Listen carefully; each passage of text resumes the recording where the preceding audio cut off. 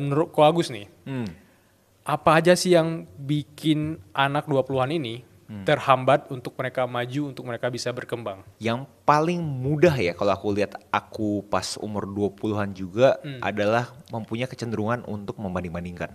Membandingkan, oke. Mungkin untuk beberapa dosis mungkin itu bisa sesuatu yang bisa dibilang sehat karena bikin kita mempunyai ambisi kan.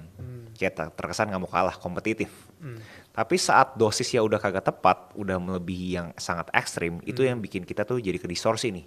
Kita sebenarnya itu ngelakuin hal yang kita pengen lakuin ini fungsinya apa sih? Apakah untuk kepentingan kita, untuk diri kita, untuk kita bisa berkembang, atau sebenarnya untuk menyenangkan orang lain, membuat orang cemburu.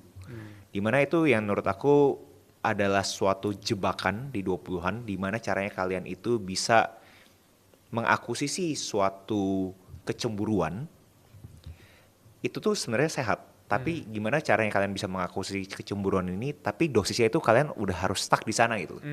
Karena kalau melebihi, menurut aku kalian itu akhirnya hidup ini untuk mencari validasi orang. Dimana itu menurut aku kebiasaan yang sangat jelek sih kalau kalian terus membanding-bandingkan diri kalian ke diri kalian sendiri. Dan menurut aku abis membandingkan diri tuh, kebanyakan orang tuh akhirnya komplain gitu.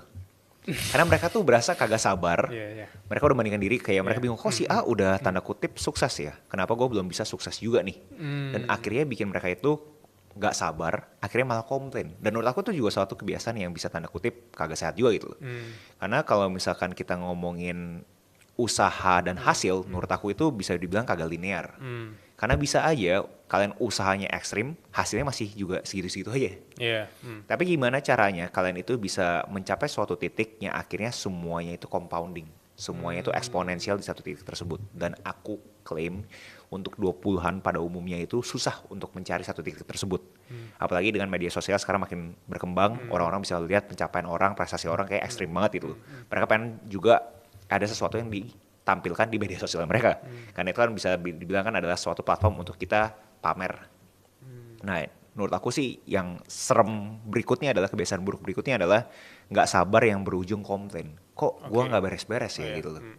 Kamu bisa relate gak atau kamu merasa itu adalah suatu aku punya observasi yang salah? Menurut aku itu relatable karena aku juga pernah ada di lingkungan yang orang tuh pada komplain terus gitu. Mereka itu komplain, tapi mereka tuh nggak mau untuk improve diri mereka sendiri. Ada orang yang komplain, berat badan aku naik nih. Ada orang komplain bahwa aku lemes banget nih. Padahal mereka komplain di titik mereka nggak mau olahraga. Mereka juga nggak jaga makan. Disinilah aku mikir bahwa kalau kalian terus komplain, lihat dulu kalian udah ngelakuin aksi apa nih untuk kalian bisa keluar dari solusi yang bikin kalian komplain itu gitu. So inilah yang titik dimana complaining itu sebenarnya adalah bukan salah dunia nih, bukan salah sesuatu dari luar rata-rata. Komplain itu sesuatu yang bisa kita kontrol ya. Yang nggak bisa kita kontrol apa, bisa kesehatan, kematian segala macam. Tapi yang bisa kita kontrol itu kan aksi kita, habit kita bisa kita kontrol. Tepat waktu. Wah, tepat waktu benar juga. Nah, orang-orang itu komplain justru ke diri mereka sendiri. Biasanya bentuk komplain itu adalah bentuk marah terhadap mereka sendiri. Dan menurut aku banyak orang-orang 20-an itu berasa bahwa wah gue di masa depan harus jadi X gitu kan ya. Which is gak ada salah, menurut aku ambisi kayak gitu bagus gitu. Tapi kalau misalnya kalian udah sampai over worried, udah sampai kayak seakan-akan kayak gue khawatir banget nih gue harus ngelakuin jadi X, menurut aku itu bisa jadi toxic juga sih. Kenapa? Ya contoh, kalau kalian berasa kalian itu ambisi finansial deh paling gampang gitu. Kalian harus mendapatkan uang X di umur sekian gitu kan ya. Nah, buat orang-orang yang benar-benar terlalu over worried, menurut aku malah akhirnya membuat mereka jadi seakan-akan, bukan jadi seakan-akan, bahkan buat mereka menjadi orang yang tidak beretika. Definisi tidak beretika apa? Contoh, dia mungkin melakukan sesuatu yang bahkan tidak legal, dan itu menurut aku bahaya banget sih. Jadi kebiasaan-kebiasaan 20-an yang menurut aku butuh kalian perhatikan banget adalah jangan sampai over worried terhadap kalian punya future. Semua orang itu punya, yang kamu bilang adalah punya masanya kan. Gimana caranya kita menuju ke sana? Menurut aku kalian harus pikir etika, moral. Jangan pikir kayak seakan-akan 20-an itu adalah masa-masa yang kaya gitu. Iya benar. Aku selalu ngomong ke orang-orang pada umumnya, nggak ada fungsinya kalian sukses di umur 20-an, tapi di umur 30-an kalian gagal ya.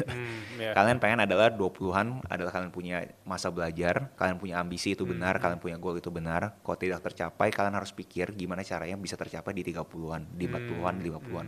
Bukan kalian paksain yang akhirnya bikin kalian mempunyai kebiasaan-kebiasaan buruk. Contohnya apa? Melakukan sesuatu yang tidak bermoral. Mungkin definisi tidak bermoralnya moral seperti apa? Mungkin buat lebih konkret, contoh kalau misalkan di sini berbisnis, mungkin bikin sesuatu yang etika bisnisnya kurang baik gitu loh. Contoh nikung orang. Nikung orang ya. Itu kan orang yang ngebawa kalian gitu kan. Pas orang yang ngebawa kalian harus berasa, loh lu kacang kok lupa kulit ya, kok nikung gua gitu kan ya. Kalau nggak bareng-bareng, nah hal seperti itu. Dan habis itu kalau ngomongin hal yang ilegal, nyuri segala macam, jelasnya jangan sampai kalian punya kebiasaan seperti itu sih. Oke. Dalam konteks buru-buru tadi, aku masih ngerasain sesuatu yang buru-buru. Misalnya anak 20-an ini memang maunya cepet banget gitu. Kayak 21 tahun dia mulai bisnis, kalau bisa 22 tuh udah miliarder. Kan nggak mungkin juga gitu kan. So, aku rasa ini juga dalam konteks besar, dalam konteks luas, itu aku pikir waktu kecil, waktu masih masa kecil, kita buru-buru pengen jadi orang dewasa nih.